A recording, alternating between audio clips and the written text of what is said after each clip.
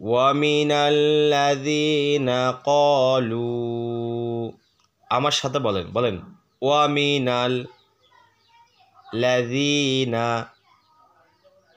ক্বালু। আসসালামু আলাইকুম ওয়া রাহমাতুল্লাহি ওয়া বারাকাতুহু। আমরা ধারাবাহিকভাবে সূরা মায়েদার 13 নং আয়াত পর্যন্ত সহিহ শুদ্ধ বাংলা শিখেছি এবং 14 নং আয়াত সহিহ শুদ্ধ বাংলা শিখব ইনশাআল্লাহ। আর আপনি আমার চ্যানেল নতুন হয়ে থাকলে অবশ্যই আমার চ্যানেল সাবস্ক্রাইব লাইক করে দিবেন। আর আপনারা অবশ্যই আপনি যদি একজনের ভিডিওতে লাইক এবং কমেন্ট বেশি করেন তাহলে সে আগ্রহী হবে এবং ভালো ভালো আপনাদেরকে ভিডিও দেওয়ার চেষ্টা করবে। এই জন্য আপনারা অবশ্যই লাইক এবং কমেন্টে জানাবেন আমার ভিডিওগুলো কেমন লাগে আপনাদের কাছে। তাহলে শুরু করে দেই। আউযু বিল্লাহি মিনাশ শাইতানির রাজিম। বিসমিল্লাহির রহমানির রহিম। ওয়া মিনাল্লাযীনা ক্বালু ওয়াজর ওয়া মিম জার মি ওয়া মি নুন যা লামকে দেবে নুন লাম জন্নাল লামে তাসদীদ রয়েছে দুই বার উচ্চারণ করতে হবে।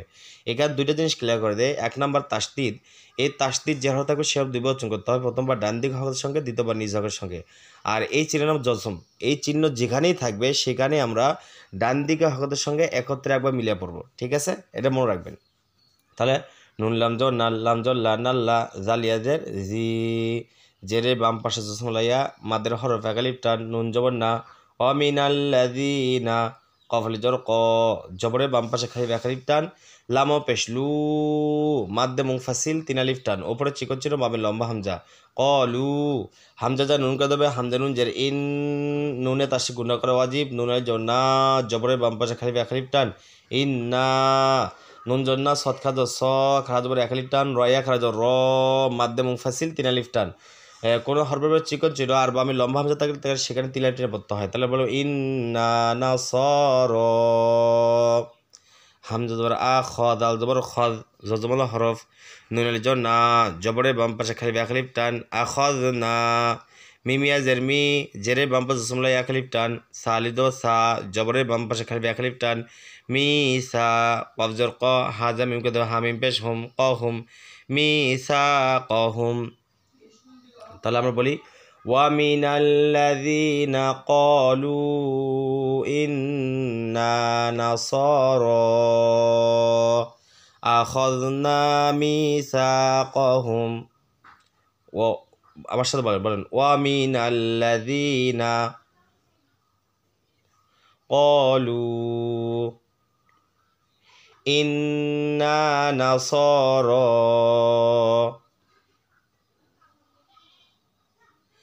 আখাযনা মিসাকাহুম। এরপরে ফাদার ফানুন না ফানা সিনা পেসু পেশের বাম জসল একালিফ টান ফানা সু হাজ হাজ জমিম দুই যাব জম ইদা বাগুন না তার মিম তার সাথে মিম রয়েছে দুটোকে মিলা গুণার করতে হবে, বলতে হবে হাজ জম আর জরবে তার সাথে ত যাও দুইবার উচ্চারণ হবে। আবার দেখেন মিম মিম জের মিম মিমে তার সাথে গুণা করো আজিব মিম আলি জর মা জবরের বাম পাশে খালি একালিফ টান।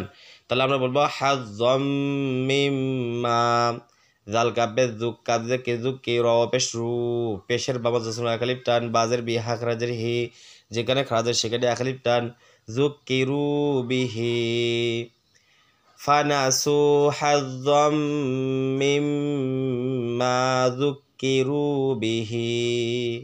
আমার সাথে বলেন ফানাসু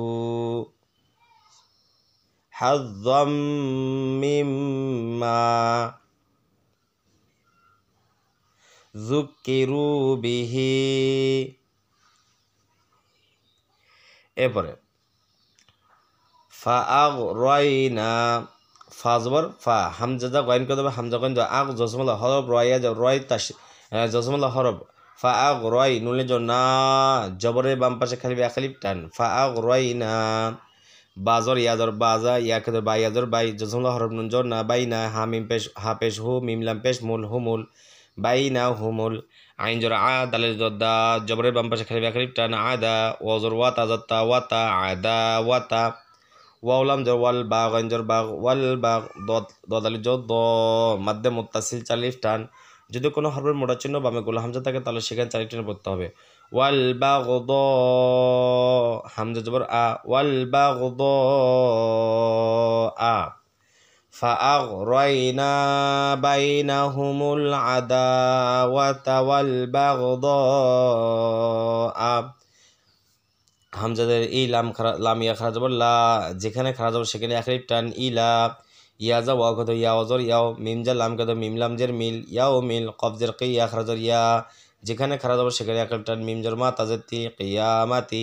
এখন তো অক্ফ করি, তা উচ্চারণ হবে কিয়ামা, অর্থাৎ গোলতার উপরে সাকিন দিলে গোলতা হাও হয়ে যায়, তাহলে বলবো কিয়ামা। فأغرينا بينهم العداوة والبغضاء إلى يوم القيامة।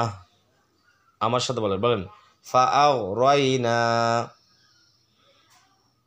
بينهم العداوة والبغضاء إلى ইয়াউমিল কিয়ামা। এরপরে ওয়াসাউফা ইউনাব্বিউহুমুল্লাহু ওয়া সিনাজবা সাউ, এরকম লিনা হরফ, ওই যে এর আগে বলছিলাম না ওটাও লিনা হরফ, কিন্তু জজম হিসেবে বললাম কি জন্য, লিনা হরফ অনেক সময় চিনবে না, তো জজমল হরফ চিনলেই চলবে। তাহলে ওয়া সিনাজা সাউ ওয়া সাউ, ফাজর ফা ওয়াসাউফা, ইয়া পেশ ইউ, নুন বা জবর নাব, এই নুন যা বা কেন্দ্র বারবার তার সাথে দুই বচন হবে, ইউনাব বাজের বি, হামজা পেশ উ বি উ, হা পেশ হু, ইউনাব বি উ হু, মিম যা লাম কত মিম লাম পেশ মূল, লামের পর খা জবর একালি টান, মিম লাম খা জবর ল। দেখেন আল্লাহর শব্দ ডানে পেশ থাকলে আল্লাহর শব্দ লামটাকে মোটা করে পড়তে হবে, খেয়াল রাখবেন এটা। হা পেশ হু, হুমুল্লাহু, বাজের বি, মিমের জোর মা, জবরের বাম পাশে খালি একালি টান, বিমা, কাফালি জোর কা, বিমা কা, নুন পেশ নু, পেশের বাম পাশে একালিপ টান, ইয়াজা সাত করতে হবে ইয়াস ইয়াস, নুন জবর না ইয়াস না, আইন পেশ উ, পেশের বাম পাশে একালিপ টান, নুন জবর না ইয়াস না উ না। এখন তো অক্ষ করি তো নুন সাকিন দিয়ে উটাকে তিলে টিলে পড়বে, তাহলে বলবো ইয়াস না উন। ওয়াসাউফা ইউনাব্বিউহুমুল্লাহু বিমা কানু ইয়াসনাউন। ওয়াসাউফা ইউনাব্বিউহুমুল্লাহু বিমা কানু ইয়াসনাউন। তাহলে আপনি বুঝতে পারলেন কীভাবে পড়তে হবে। যদি আপনার কাছে ভিডিওটি ভালো লেগে থাকলে অবশ্যই আমার চ্যানেল সাবস্ক্রাইব করে লাইক করে দেবেন। আসসালামু আলাইকুম ওয়া রাহমাতুল্লাহি ওয়া বারাকাতুহু।